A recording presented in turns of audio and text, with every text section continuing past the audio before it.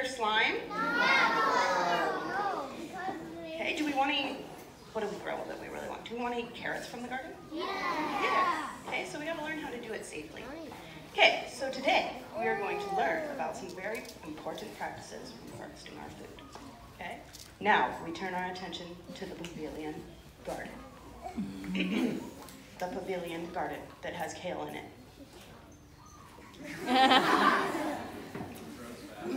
It grows really fast around here. Okay. It was a dark and stormy night. And Rascal the rat really needed to use the restroom. So he climbed out of his underground rat hollow and made a dash for the closest lua. But before he could make it, crash! Lightning bolt. A lightning bolt struck and scared, well, the poop right out of him. Right in the garden, right next to the kale. Terrified and kind of embarrassed, Rascal the rat dashed back home. There he goes, back home. Overnight, the storm passed, the skies cleared. Early the next morning, the sun rose, and the garden creatures started to awaken.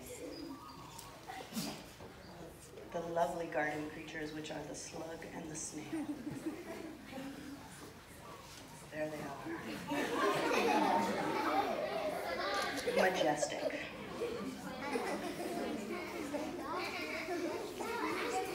What is this? Said Sally the snail. Looks like somebody had an accident, said Sammy the slug. Sally snail to the rescue. I'm kind of a superhero, you know, Sammy. I'm a primary decomposer. I'll clean up this mess. So Sally the snail ate the rat poop. Oh. She's a primary decomposer. What if she wasn't here and there was rat poop everywhere? Ew, that would be gross too. But yeah, it's not a good idea to eat rat poop. So now Sally the snail did her primary decomposer duty and ate the rat poop, ridding the garden of the mess Rascal Rat had made. My heroine, exclaimed Sammy Slug. Sally Snail, feeling a little woozy after her first course, decided she better get something healthy to eat. So she climbed up the kale plant and started snacking. Sammy Slug joined in. Yum, yum, wow, you guys are great kale. Sally Snail and Sammy Slug really had an appetite. All they left behind was a few kale leaves and a customary slug and snail slime trail. Oh, there's our slime trail. Ooh, yeah, it's a big one. They were so full they needed to head back down to the underground to rest.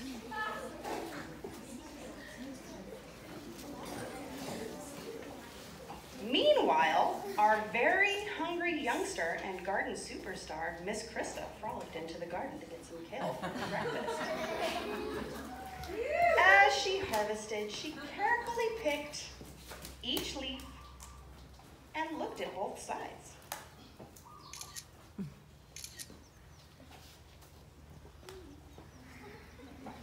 When she came to the kale plant that Sammy and Sally had been carefully, when she came to the kale plant that Sammy and Sally had been at, she carefully studied the scene.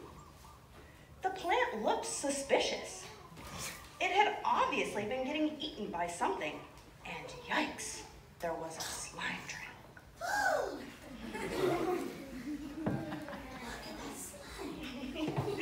Miss Krista remembered her mother telling her she needed to be very careful not to eat anything that had slug slime on it, and to be especially careful not to accidentally eat a slug or a snail.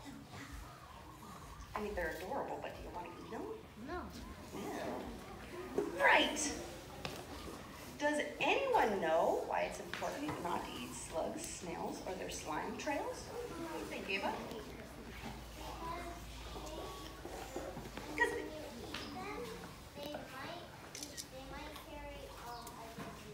Very good. They might carry the rat worm parasite, which can make you very sick. Very good. Okay?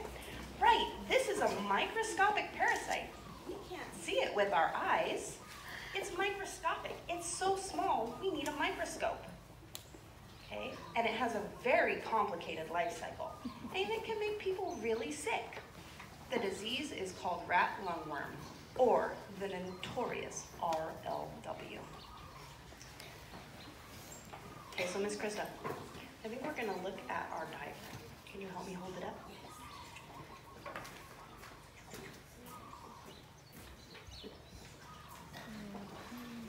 Let's give it up for our puppeteers. A puppeteer. Okay, so it's a really, can you all kind of see this? So it's, we can get closer to it so you can see, but I'm going to quickly go over. And what we have is a rat is, what is he doing?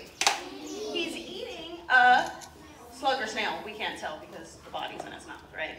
So he's eating it, and inside the snail is an adult parasite, an adult rat lungworm, okay? So in there, he goes into the rat's belly, and the rat coughs up the adult and swallows it into its lungs, where that adult parasite lays its baby eggs, cute little baby parasites, okay? So there in the rat's lungs, those little baby parasites hatch from their eggs and start growing, and once they get to a certain stage, they make the rat cough again. Maybe they start wiggling around it, and the rat coughs up the parasite. When he gets it in his mouth, does he know there's a parasite? No, it's just a little rat out doing his rat thing, okay? So when he coughs it up, he then swallows it again, and it ends up back in his stomach.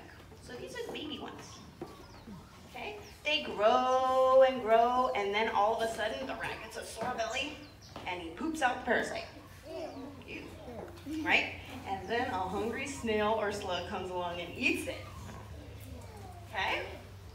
Once it's in the slug or the snail, it grows into a grown-up parasite. It grows up into an adult or a mature parasite that can then lay eggs again.